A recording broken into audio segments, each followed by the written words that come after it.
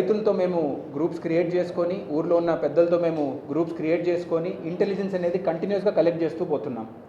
ఎక్కడైనా ఎవరైనా అమ్ముతున్నారా, unlicensed dealer ఎవరైనా గ్రామంకి వచ్చారా, పక్క రాష్ట్రాల నుంచి ఎవరైనా వచ్చి మన రాష్ట్రంలో అమ్మడానికి ప్రయత్నిస్తున్నారా, ముందుగానే కేసు పెట్టిన వాళ్ళు ఎవరైనా మళ్ళీ గ్రామంలోకి వచ్చి అమ్మడానికి ప్రయత్నిస్తున్నారా, ఇవన్నీ మేము రియల్ టైం బేసిస్లో ఇంటెలిజెన్స్ తెప్పించుకుంటున్నాం. గ్రామం నుంచి ఆ ఇన్ఫర్మేషన్ పైన యాక్షన్ తీసుకోవడానికి కూడా మేము మండల స్థాయి టీమ్స్ని క్రియేట్ చేస్తున్నాం. ఈ టీమ్స్లో పోలీస్ శాఖతో సహా revenue and agriculture and seed certification ఎక్స్పర్ట్స్ని పెట్టడం జరిగింది.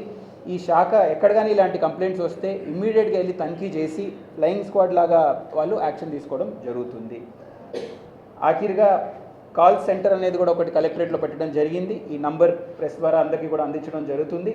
9573951060 9573951060 అనే కాల్ సెంటర్ పెట్టింది. ఇది సెంట్రలైజ్డ్ కాల్ సెంటర్ అండి. మా రైతు మిత్రులకి ఎటువంటి కష్టం ఉన్నా కానీ, ఎటువంటి అపోహ ఉన్నా కానీ మీరు ఈ నంబర్కి ఫోన్ చేస్తే సరిపోతుంది. మేము ఆ కాల్ని తీసుకొని తీసుకోవాల్సిన యాక్షన్ తీసుకుంటాం. మీకున్న డౌట్స్ని, మీకున్న అపోహల్ని మేము దూరం చేయడానికి ప్రయత్నిస్తాం. ఇప్పుడు నా వైపు నుంచి ఆఖరి అంశం అండి, ఈ ఫేక్ న్యూస్ పైన చాలామంది సోషల్ మీడియా పైన అనవసరంగా రైతుల్ని ఇబ్బంది పెడుతున్నారు. జిల్లా కలెక్టర్గా నేను రైతులందరికీ ఒక సందేశాన్ని అందిస్తున్నాను. ఎటువంటి కొరత విత్తనాలకైనా, ఫర్టిలైజర్కైనా, ఇతర ఇటువంటి వస్తువుల కోసం మన జిల్లాలో అసలే లేదనే మాట నేను రైతులందరికీ అందిస్తున్నాను. ఎక్కడ కానీ షార్ట్ టర్మ్ సప్లై షార్టేజ్ ఉండొచ్చు, అంటే ఒక రోజు 2 రోజులు ఆ సప్లై రాక, ట్రాన్స్పోర్ట్ రాక, నేను అన్నట్టు అకాల వర్షాల వల్ల. కానీ మేము 2-3 రోజుల లోపల జిల్లాలో అవసరం ఉన్న వసతులు అన్నీ ఆల్రెడీ స్టేషన్ చేసి ఉన్నాయి. దానికన్నా 50% సర్ప్లస్ కూడా మేము 3-4 రోజుల్లో స్టేషన్ చేస్తామనే నమ్మకం మీ అందరికీ కల్పిస్తున్నాను. భయంకి అసలే అవసరం లేదు. సోషల్ మీడియా పైన న్యూస్ని నమ్మకండి. మా ఫోన్ నంబర్కి నేను చెప్పిన కాల్ సెంటర్కి ఫోన్ చేయండి, లేకపోతే మీ నియరెస్ట్ ఏఈఓ విస్తీర్ణ అధికారి అయినా, ఏఓ గారికైనా, మా ఏడీ అగ్రికల్చర్ మన డిఓ గారికైనా, నాకైనా, ఎవరికైనా సంప్రదించండి.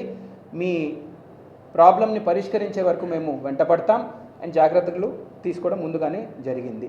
సో ఈ మాటలతో మన ఎన్ఫోర్స్మెంట్ గురించి మాట్లాడమని విజ్ఞప్తి చేస్తూ ఈ జాయింట్ మీటింగ్ ప్రెస్ మీట్ పెట్టడానికి కారణం యాక్చువల్గా కొంతమంది ఈ ఫేక్ న్యూస్ స్ప్రెడ్ చేస్తున్నారన్న ఒక ఇన్ఫర్మేషన్. మీరు తెలియక ఏదో ఎవరో చెప్పింది విని ఫేక్ న్యూస్ స్ప్రెడ్ చేయకండి. ఉన్న వాస్తవాలను ఇక్కడ అధికారులతో బేరీజు వేసుకోండి, అదొకటి. అదేగాక రీసెంట్గా మాకు కూడా టెలికాన్ఫరెన్స్ జరిగింది, వీడియో కాన్ఫరెన్స్ జరిగింది సిఎస్ గారిది, తర్వాత డీజీపీ గారిది. దీంట్లో భాగంగా ఈ స్పూరియస్ సీడ్స్ అంటే ఈ నకిలీ విత్తనాల గురించి ఎక్కువగా ఫోకస్ చేయడం జరిగింది. సప్లై డిమాండ్ అనేది కలెక్టర్ గారు ఆధ్వర్యంలో చూస్తారు. మాకు తెలిసినంతవరకు పోలీస్ ఎన్ఫోర్స్మెంట్ వరకు ఎవరైతే నకిలీ విత్తనాలు, లేకపోతే పాత విత్తనాలని కొత్తగా కలర్ వేసి కానీ అట్లాంటివి కానీ, లేకపోతే గ్రెయిన్ అంటే భోజనానికి వాడుకునే గ్రెయిన్ని ఒక ప్యాకెట్లో శాషెస్లో పెట్టేసి వాటిని విత్తనాలుగా భ్రమింపజేసి వాడడం కానీ, అమ్మడం కానీ, సో ఇన్ని రకాలుగా ఏవైతే యాక్చువల్గా విత్తనాలు ఆ విత్తనాలు మాత్రమే, దట్టు సర్టిఫైడ్ విత్తనాలు, కంపెనీస్ బై సర్టిఫైడ్ విత్తనాలు మాత్రమే వాడాలి. అవి కాకుండా ఇలాంటి రకరకాలుగా విత్తనాలన్నీ భ్రమింపజేస్తూ, లేకపోతే బ్యాన్ చేసిన విత్తనాలను, ఫర్ ఎగ్జాంపుల్ హెచ్టీ కానీ, హెర్బిసైడ్ టాలరెంట్ విత్తనాలు కానీ, తర్వాత బ్యాసిలస్ టరింజెన్సిస్ అని BT3 రకం విత్తనాలు which are ban in Telangana. So ఈ బ్యాన్ చేసిన విత్తనాలని వేరే రాష్ట్రం నుంచి తెస్తున్నారు. రీసెంట్గా మేము కేసులు పట్టడం జరిగింది. ఇంక్లూడింగ్ ఎవరైతే ట్రాన్స్పోర్ట్, హోర్డింగ్ అంటే నిల్వ చేసుకోవడము, ట్రాన్స్పోర్ట్ చేయడము, తర్వాత కొనడము, అమ్మడము. సో వీళ్ళకి ఈ యొక్క హరిలో ఏదో ఈ విత్తనాలు వేస్తే ఒక రీసెర్చ్ ఎందుకు ఈ విత్తనాలు కొంటున్నారని మేము రీసెర్చ్ చేస్తే ఈ BT3 విత్తనాల్లో వేసినప్పుడు ఏదైతే కలుపు మొక్కలు పెరుగుతాయో, కలుపు మొక్కలు పెరిగినప్పుడు యాన్యువల్గా తీయాల్సిన అవసరం ఉండదట. ఓన్లీ హెర్బిసైడ్ వేసేస్తే కలుపు మొక్క చచ్చిపోతుంది, కానీ ఈ BT విత్తనం చచ్చిపోదు. సో రైతుకు చాలా ఈజీగా పని అండ్ కలుపుకు తీయడానికి వర్కర్స్ని వాళ్ళకి పేమెంట్ చేయాల్సిన అవసరం ఉండదని ఇది వాడడానికి అది ముందుకు వస్తున్నారు, వాటిని కొనుక్కుంటున్నారని. యాక్చువల్గా ఎవరైతే ఇవి అమ్ముతున్నారో అవన్నీ ఇంట్లో పెట్టుకు అమ్ముకుంటున్నారు, బయట తెచ్చుకొని. They are not having any licence of fertilizer licence కానీ, సీడ్ లైసెన్స్ కానీ, ఏదైనా అమ్మకం చేసే లైసెన్స్లు ఏ లైసెన్సులు లేవు వాళ్ళకి. ఇంట్లో పెట్టుకొని అమ్ముకోవడానికి ప్రయత్నం చేస్తున్నారు. అవి కూడా వేరే రాష్ట్రం తెస్తున్నారు. రీసెంట్గా ఒక కేసులు కూడా చేశాము. తర్వాత అలాంగ్ విత్ అక్యూజ్డ్ని, తర్వాత వీటి విత్తనాలని, దాని తర్వాత లారీస్ని కూడా సీజ్ చేశాము. ఇప్పటికి కూడా ఇన్ఫర్మేషన్ పెట్టున్నాము.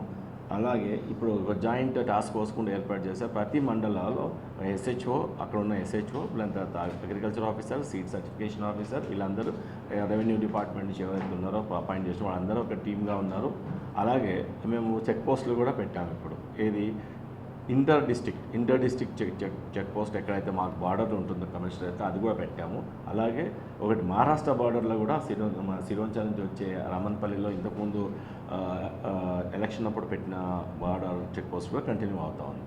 సో ఎవరైనా సరే నేను చెప్తున్నది ఏంటంటే ఇట్లాంటి బ్యాండ్ సీడ్ కానీ, తర్వాత ఏదైతే ఈ అనుమతి లేని సీడ్స్ని, సర్టిఫికేషన్ లేని సీడ్స్ని, పాత వాటిని కొత్తగా కానీ, లేకపోతే అవి గ్రెయిన్ని వాడుకునే భోజనాన్ని వాడుకునే గ్రెయిన్ని మళ్ళీ దాన్ని సీడ్గా భ్రమింపజేసి ప్యాకెట్లలో మోనోగ్రామ్లో వేసి తీయడం కానీ, ఇట్లాంటి ఏ రకమైన ఇల్లీగల్ యాక్టివిటీ చేసినా కేసులు as per the seed act, as per the laws మేము బుక్ చేయడం జరుగుతుంది. ఇట్లాంటి తెచ్చే వాళ్ళని మీరు ఇప్పటికే వార్నింగ్ చేస్తున్నాను. ఇవన్నీ మానుకోండి. ముఖ్యంగా అక్కడ డిమాండ్ అనేది లేకపోతే రైతులు దీన్ని కొనకూడదు. యాక్చువల్గా ఫస్ట్ డిమాండ్ అనేది లేకపోతే సప్లై అసలే ఉండదు. సో రైతులందరికీ విజ్ఞప్తి, ఇట్లాంటి వాటిని తీసుకొని మీరు నష్టపోకూడదని చెప్పేసి దీనికి ప్రత్యేకంగా ఒక ఎస్ఓపి కూడా మా ఉంది. మరిన్ని వీడియోస్ కోసం ఛానల్ ని సబ్స్క్రైబ్ చేయండి. లేటెస్ట్ అప్డేట్స్ కోసం వాట్సాప్ ఛానల్ ని ఫాలో చేయండి. అండ్ లింక్ డిస్క్రిప్షన్ లో ఉంది.